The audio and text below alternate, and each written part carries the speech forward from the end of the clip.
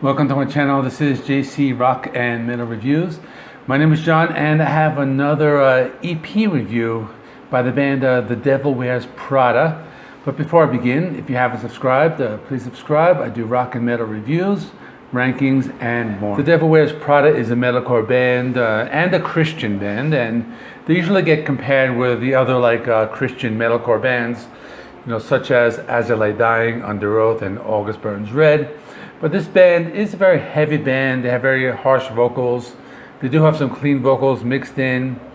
But what I like about this band is they're usually very heavy. They don't have those whiny vocals that some of the other metalcore bands have. They are more of a brutal and heavy band. Now many people compare the band's name to the book or the movie, but the band does claim that they created their band before either of those. And they are a Christian band, so it is their belief that when the last judgment comes, God will not care about your possessions. So hence the name The Devil Wears Prada. So this EP is a sequel to an EP they released in 2010 called Zombie, and that was released on August 23rd, 2010. That EP was a collection of 5 songs, and the band described it as a collection of their heaviest and most brutal songs. They even cited Slayer and Hatebreed as influences for the EP. The Zombie EP did receive a lot of positive reviews, and the critics really liked the idea that it was like a concept EP.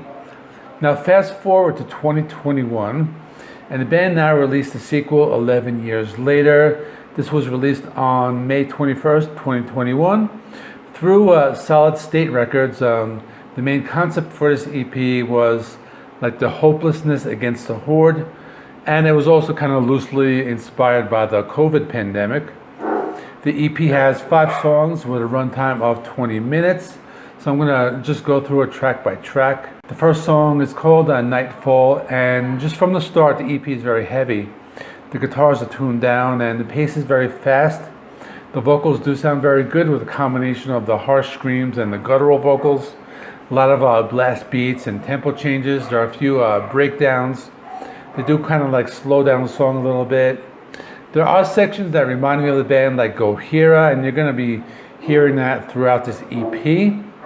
The riffs are very heavy and crunchy. The vocals are very harsh, but they're not too harsh where you can actually understand the lyrics. And if you do want to follow the story, you can try to pay attention to what they're saying. Now, when the song ends, there is a few seconds of silence. Pretty cool, creates some atmosphere. But the next song is called Forlorn. That song is very heavy, has some very crunchy riffs. There are a few sections with clean vocals, layered over the harsh vocals. There's a section with group vocals, singing over an eerie keyboard section. I think that's pretty cool. Kind of adds to the story. There are a few stop-start riffs towards the end, and does really add to the heaviness. The next song is called Termination, and again you hear the Gojira influence in the opening riff. The song uses a lot of different synth, a lot of different background effects. The song also uses layered vocals, and I think that really makes the song interesting. And I think the aspect of using layered vocals really is one of the better parts of this entire EP. But there is a very brutal breakdown, some spoken word in the song, and I did think it was pretty cool. So the next song is called Nora, and starts out very atmospheric, but does have some again heavy riffs. And this does again sound like the band Gojira. I'm going to be mentioning that band a lot throughout this video, but the breakdowns are reminiscent from something from more the Magma EP. Has more of that atmospheric type of sound, but nonetheless still very heavy and fast. It's just 4 minutes, and there are a few atmospheric breakdowns and heavy parts, so it is pretty cool song. The last song is called Contagion, and it starts out with a few seconds of silence, some soft piano. The vocals in the intro are clean and reminiscent of kind of modern pop music, but that's only for a few seconds. The song is very fast, very heavy, same type of heavy riffs and blast beats. And the other songs, just a lot of different layered vocals and a mixture of the harsh and clean vocals.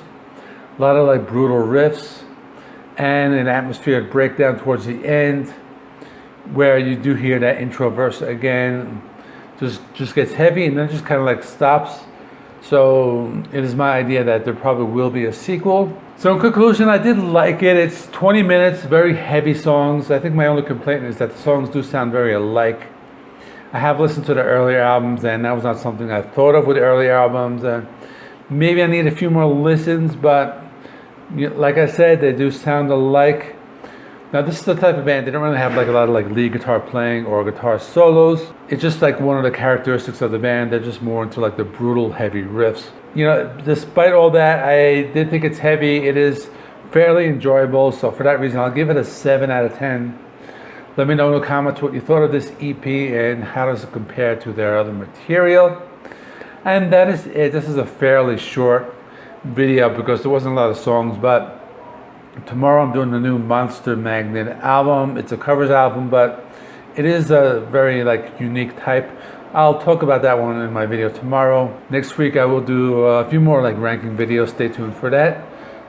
Please check out the in-video links, and I'll see you in the next one.